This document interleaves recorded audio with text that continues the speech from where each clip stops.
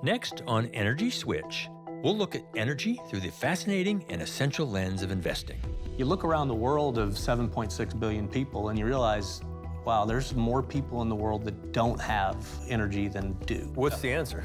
If we make the right investments, you get the right outcome, which is we're trying to produce power with the lowest emissions possible. Right. One of the best ways to promote cleaner, more environmentally sustainable communities in the developing world is to promote development. Coming up on Energy Switch, investing in our energy future. Funding for Energy Switch was provided in part by Microsoft and the University of Texas at Austin.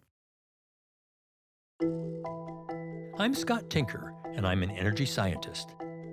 I work in the field, lead research, speak around the world, write articles, and make films about energy.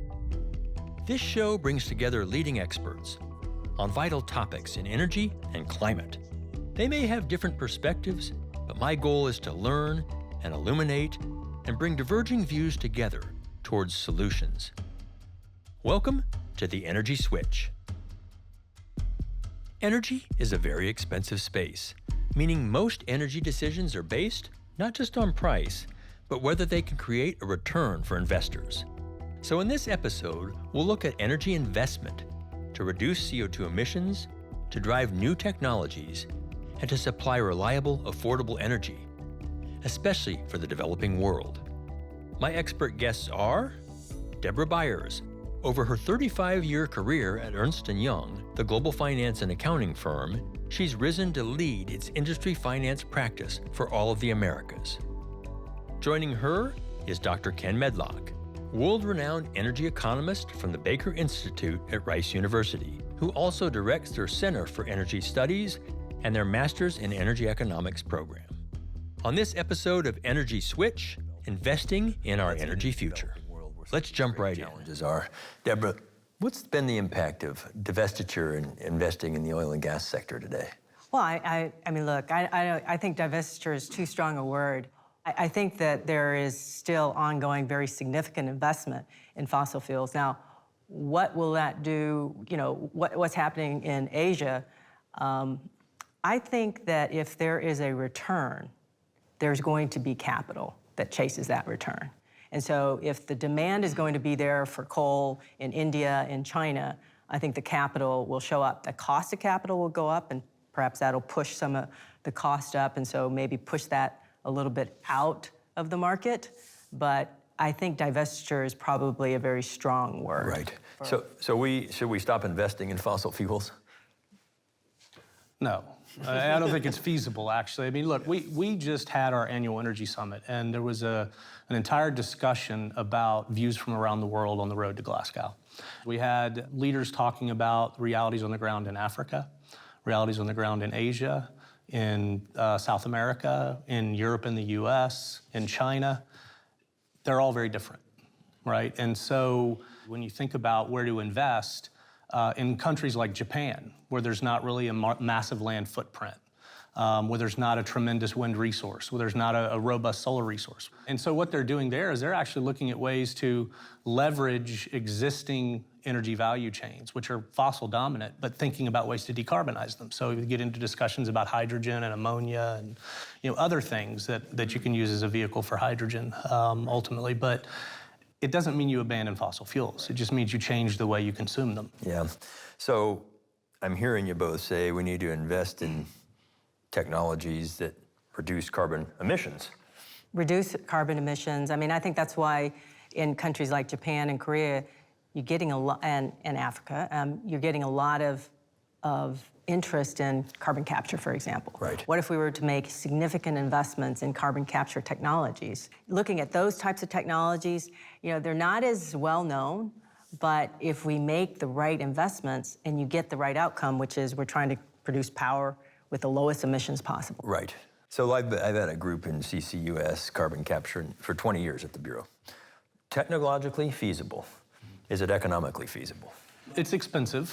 but it's not something that's been deployed wide scale in a commercial setting. So we don't know what that learning curve looks like, what that runway looks like over the next 20 years as we start to move forward with some of these types of projects. And economies of scale. exactly. I mean, the one thing that I think is going to be game changing when we talk about carbon capture is how do you actually create a carbon to value proposition, whether it's through a pyrolysis combustion reaction where you're getting a solid carbon residue and you can use it to, make all sorts of advanced carbon materials that we can do in labs, right? But it's not anywhere near commercial yet. Or take CO2 and use it in various chemical processes or other things, right? How do you create a value proposition out of that? Because then now, instead of just capturing CO2 and trying to move it to where it's disposed of, you actually have something that can generate a return on capital. That changes the game, right? Yeah. So those are the kinds of technologies, when you think about the world's need for energy, that I think we're gonna have to get into. So in a big umbrella, kind of a CO2 to molecules use kind of thing. So let's talk about renewables. How successful on the finance side, have subsidies been for renewables? I mean, look, and I think the renewable growth in the U.S. alone has been like 16, 17% annual compound growth. And a lot of that was driven by good policies around tax incentives for investment, production type credits. So States more than federal or both? Or? I think a little bit of both, but mostly on the federal side. And that allowed capital to come in, allowed the cost of capital to be lower. And then it was also coupled with a real significant decline in the cost of materials, much faster than anybody predicted. And so it has been successful. But as you said, it's still a thin sliver because you need sort of a base load. If the cost has come down in solar and wind, why are we still paying more for electricity in places that have solar and wind?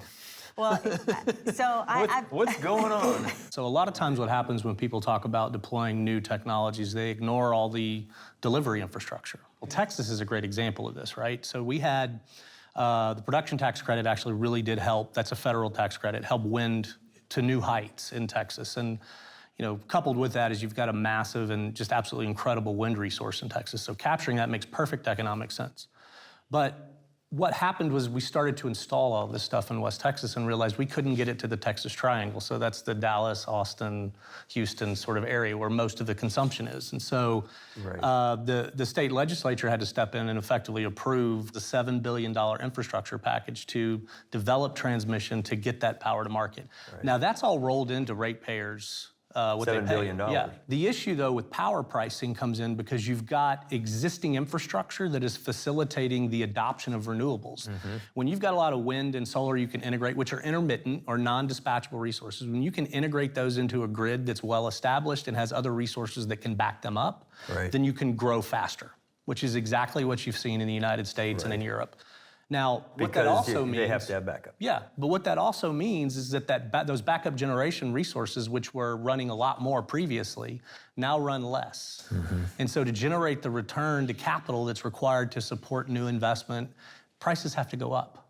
And so you've actually seen that, particularly in heavily regulated areas. Exactly. On the backup. But that's the price at the margin. Because you still have to have the backup because of this, it's intermittent, right? And so... So what I'm hearing is that the cost at the plant gate, the so-called levelized cost of electricity, which is quoted a lot, is not the cost to me. No. There's all this other stuff. I mean, if it was truly that simple, we would be covering India with solar and wind, right? Yeah. And they're not planning to. They're not planning to because they don't have the incumbent installed infrastructure that they can, leverage off to capture this advantage. And so I think this is something, it's never that simple, right? There's always... And there's a lot of interesting discussion. Some people will immediately jump to, well, we can do renewables with batteries. Well, technically, yes, you can, but what you've just done is take a $1,500 a megawatt investment in a wind farm, right? And added $3,500 a megawatt to it when you want to talk about batteries, and you've got to add enough batteries to support flow. So more than 3x. So you're actually, so what you're doing is you're getting into the range that a nuclear power plant in Asia costs now. If you're an investor, how important are these subsidies? Well, they're very important. If you look at how some of the solar and wind projects developed in the U.S., you did have kind of an ecosystem that came together. You always had the developer that came in, got the project going, and then there'd be an offtake usually by the utility. And so, there wouldn't be that kind of interest without that type of front-end return and the subsidies. And I think right now where they are, because the cost curve has come down, is, they're pretty sustainable now.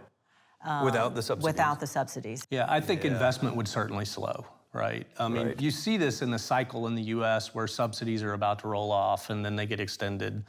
There's a rush to invest, so you capture the subsidies, so you see this big influx of capital into wind development and solar development. Right. And then once the subsidies renewed, it slows back down to the previous pace. Those subsidies are very important for the investment to occur. And it doesn't mean the investments wouldn't occur. They wouldn't drop to zero if there was no subsidy, because there's still tremendous resource opportunities that haven't been captured, but it would slow down. Yeah. So well, and one other thing, a lot of times you need that push, whether it's subsidy, direct grant, or other investment, to get you out of that value. Signal to the market. Signal to the market. This is, something that's important. It's going to be sustained. So I think that's another area that's important.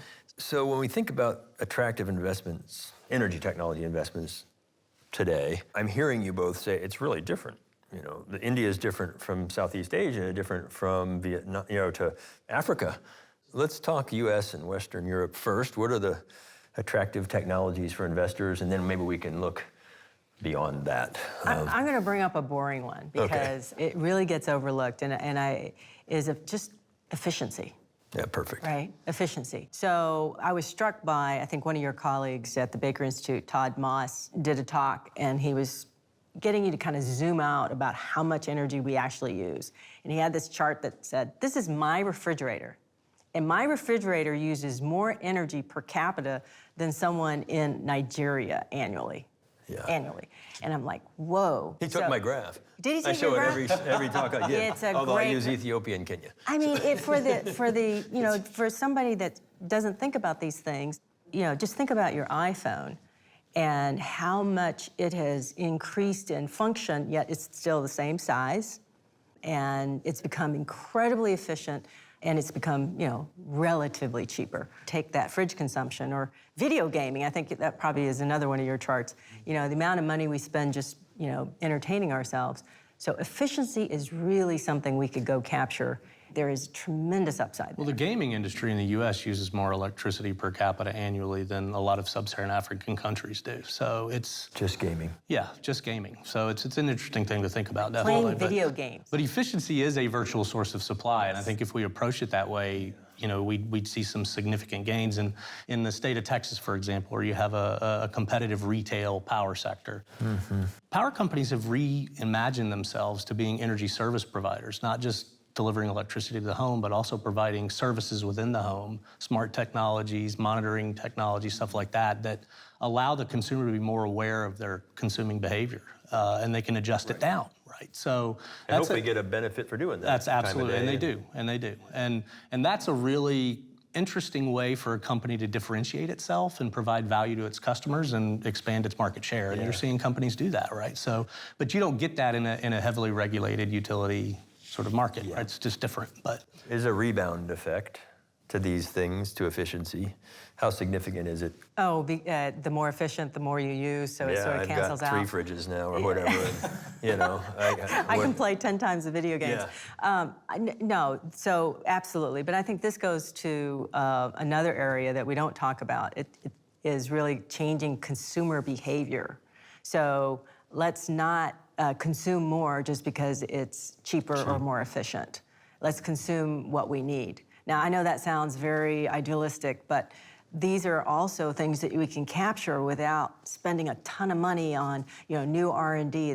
Can we find a way to change customer behavior? There's another constraint that binds, and you see this is really true in highly developed countries, and it's time, right? So even if you we'll use cars, right? If you make a car more fuel efficient, you're still bound by how much you can actually feasibly drive any given day. Right? So that time constraint becomes binding, and at some point, the rebound effect diminishes. It means the efficiency impacts at wealthier levels are much larger. So it doesn't mean you stop investing in efficiency when you bring up the rebound effect. It means, if anything, you want growth so that the rebound effect is diminished. Okay. So efficiency is a big one in the U.S. and Western Europe. What other technologies if you paint with a big, broad brush on the US and Western Europe, you're missing all of the individual sort of opportunities that exist, because the Gulf Coast of the United States doesn't look like the Northeast of the United States, doesn't look like Northwest Europe. One of the really interesting conversations that was happening was the development of more long-distance transmission between Norway and Western Europe, because Norway has a tremendous hydro resource. And if you think about hydro, it's the world's best battery, because you build a dam, the water builds up behind it, and you can actually load follow with it, so you can control the rate at which power is generated. And so if you think about what that means, you can load follow with variations in wind. And so that's a great opportunity for Northwest Europe, but that opportunity can't be transposed anywhere else in the world. Right. It's unique to that place. Yeah. So you have to kind of go region by region and identify where the resources are and how you can capture them to deliver lower carbon assets. Sure. So we've talked about reducing CO2 emissions and how investment encourages that. Let's transition now to energy access in the developing world. It's so critical. Financing and investment is such an important part of that. Deborah, energy investing in the developing world, it's not simple. How do we encourage it? It's not for the faint of heart. Put aside just the asset class. Energy itself has got a lot of risk to it, and expectations of returns are high. On the ground risk, when you're going into these countries where you have to manage geopolitical risk, physical regime change risk, I mean, these are all realities. Right. And so that ratchets up the expectations of return. With risk, with high risk, you want high return. So even before you even get to energy systems, which is a smaller class of investors to begin with, it's very, very challenging. Yeah. Yeah. So what are some things we can do? What starts to facilitate the need? There's so much energy needed in the developing world. It is literally, not to be corny, going to take a community effort to make that happen, especially if we want energy systems that meet, clean emission standards that we all aspire to. And otherwise, they're going to go to the cheapest source, and it may not be as safe, it won't be as clean, and so you do need more government bodies, government incentives, and the local governments themselves need to, make the environment attractive for investment. So that dual challenge of affordable, reliable energy and a cleaner environment is also a dual challenge in many ways with private and public money. That's right. Yeah, I mean, what we're talking about is de-risking the investment, right? So one of the ways to do that, and you see this in the developed world, is through loan guarantees or various types of loan programs that are government-backed. And we're starting to see a lot of interest develop in the developing world around similar types of programs that are funded by the developed world to help finance infrastructure in the developing world that is cleaner and greener, so to speak, right? So what does that mean? It means you have a pool of capital that doesn't require a rate of return. So that means the rest of the capital that needs to be invested for a particular project, the weighted average cost of capital is lower. And so that's a way you can think about de-risking. And you're seeing movement on that front, but at some point it becomes a talking point. It's already a talking point in the United States, for example. Why are we going to commit to funding infrastructure outside of the U.S. when we have our own infrastructure needs in the U.S.? Yeah, we have roads and bridges. It becomes a political issue. What's the answer? Why would we do that? I think is, citizens of the world, everybody believes that this is something we ought to do. Otherwise, we will have consequences, given that climate change is a global problem, right? It's just a matter of, I think, the right thing to do. And the question is, how do you kind of share that burden globally? Our second film is called Switch On, and we featured energy poverty. We went to Vietnam and Kenya, Ethiopia, Nepal, Colombia. And we showed what it looks like when you don't have much energy or any energy. These are big global issues. Mm-hmm.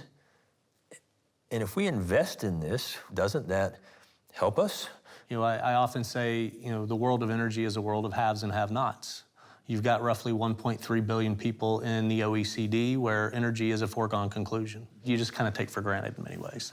But then you've got about 1 billion people that have no access to modern energy services at all globally, and upwards of 3.5 billion that have access to energy, but it's not reliable. Correct. Or in sufficient quantity to support a lot of, activity. So you look around the world of 7.6 billion people and you realize, wow, there's more people in the world that don't have energy than do. Right. If we came out and said there are 3 billion people starving in the world, there would be a mass rush to fund to alleviate this problem. And energy is also very related. If we don't have energy, it creates all these other health issues, equity issues. Food issues. Yeah, clean water. If you can couple that together, then you get a little bit more clearer picture as to why you should care. What you're talking about is promoting development. You're talking about being against poverty. I'm against poverty. It's that simple. And I don't think that we've linked that issue because we talk about it as energy poverty. And we understand it because we live and breathe this issue. But the link to economic poverty, that is just so tight. The economic poverty, which links to women's development, education, healthcare, all of that. And I think that is a discussion that isn't in the ecosystem right now. There's a lot of people who are blissfully ignorant of how important energy is to their everyday life. If you don't have energy, you don't have running water because you don't have pumps to run sewage plants. You don't have refrigeration so you can keep vaccines and medications cool. You don't have the ability to refrigerate foods and move things around long distances between places where they're produced and consumed in terms of foodstuffs. So you lack all of these things, right? And that is very, very closely linked to poverty. And so in reality, if you want to talk about how do you invest in the developing world, one of the best ways to promote cleaner, more environmentally sustainable communities in the developing world is to promote development. Right. Promote development. Right? It's really that simple. Right. And that's often lost in the conversation. It's nice to talk about putting solar panels in rural areas in sub-Saharan Africa to provide a little bit of electricity, but that doesn't actually promote transformational economic growth. You have to start talking about things at scale, right? Gigawatt scale. And that's where you get into, large-scale utility-type power plants. What's interesting about that is for that to occur, you need an influx of capital from abroad. And that's exactly what is drying up right now. Okay. The EU and the US and the World Bank, stepping back and saying, we're not going to fund fossil infrastructure. Well, there's a lot of leadership in sub-Saharan Africa that says, I get it, climate change is a problem, but if you built 10 1 gigawatt natural gas combined cycle power plants in sub-Saharan Africa, it would be transformational in terms of energy it provides. Right. In general, it would be a net increase in emissions, without a doubt. Yeah. But the benefit you bring in terms of economic development and prosperity, it's arguably going to offset that in many ways. And quite frankly, when you look at the net contribution of emissions of what's happening in India and China by themselves, 10 gigawatts of gas-fired generation in sub-Saharan Africa is nothing. Right? When you're talking about that kind of transformational change that could actually overnight change an area, a region, I mean, you have to be more practical. Right. So, this conversation is fantastic.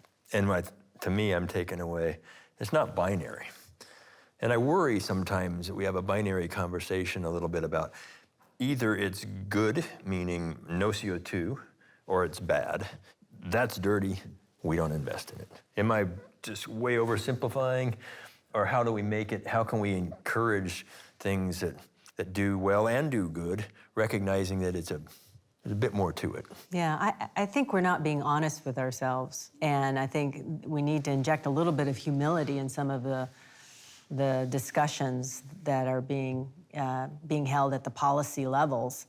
To think that we have a complete understanding of the consequences of tinkering with very complex energy systems in the developed world and how that, and taking kind of what we believe worked in the US or in Europe, and that's going to work in India, completely different, geographic, lots of different resource issues and cultural issues. I think we need more humility. It's not, one size fits all. It's really about taking particulates and taking emissions as much as you can out of whatever the molecule or the fuel source. And, and you ought to be open to any technology and anything that you can scale Right. and get a good return and deploy. It's not binary. I love that. Nothing So is ever you're binary. getting at something that when you think about investing in the future that I think is lost in this binary conversation. Resilience. You have to make investments in resilience. And this is a business school 101 statement I'm about to make, but you actually promote resilience by investing in a broad portfolio of options. When you think about energy systems, it's the same thing, right? You need a portfolio of options to actually promote sustainability in energy. And if we make the conversation binary, it's not a portfolio discussion anymore. And that is a fatal flaw, just to be blunt. Okay. So That's a wonderful point. yeah. Our experts think divesting in fossil fuels isn't likely because capital will follow a return. Instead, we should encourage investment that could reduce their CO2 emissions. Subsidies work to attract investors so that these and other new technologies can be deployed. The developing world desperately needs energy. Here's that graph Deborah mentioned. One refrigerator here uses more energy per year than one citizen in these African countries. As access to electricity grows, there's a tight link to growth and prosperity in developing nations. To encourage investment there, we need to lower risk, such as through loan guarantees. To increase sustainability, we should promote development. To encourage resilience everywhere, we should invest in a diverse energy portfolio.